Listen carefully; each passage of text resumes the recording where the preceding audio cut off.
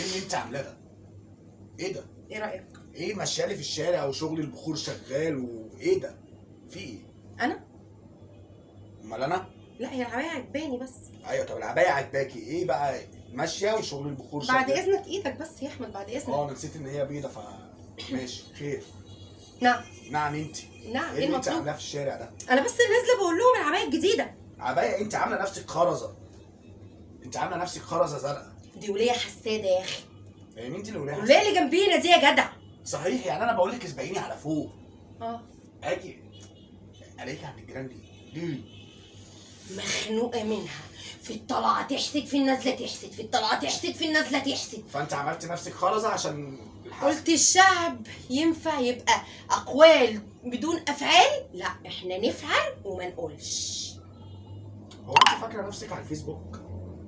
تعالى هنا. هو انت ما عملتليش اي لايك ليه؟ لايك يعني انا دلوقتي صورت نفسي ونزلته على الفيسبوك، مش هتعمل لايك؟ احببته، ادعمه، اغضبني يا عم؟ ازاي ما تعملش لايك؟ طب ما انت لسه ما نزلتهاش على الفيسبوك. لا لا يا احمد، حضرتك شايفني كده مش المفروض تعملي لايك؟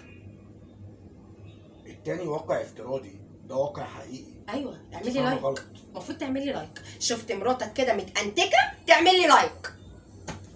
الو. حلو اللايك ده ومش الازرق، عشان انت اصلا كده كده زرقاء وليلتك زرقاء.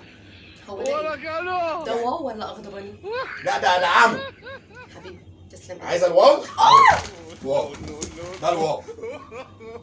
مش كده يا احمد؟ امال ازاي بقى؟ انت تعبتيني والله العظيم. مش كده.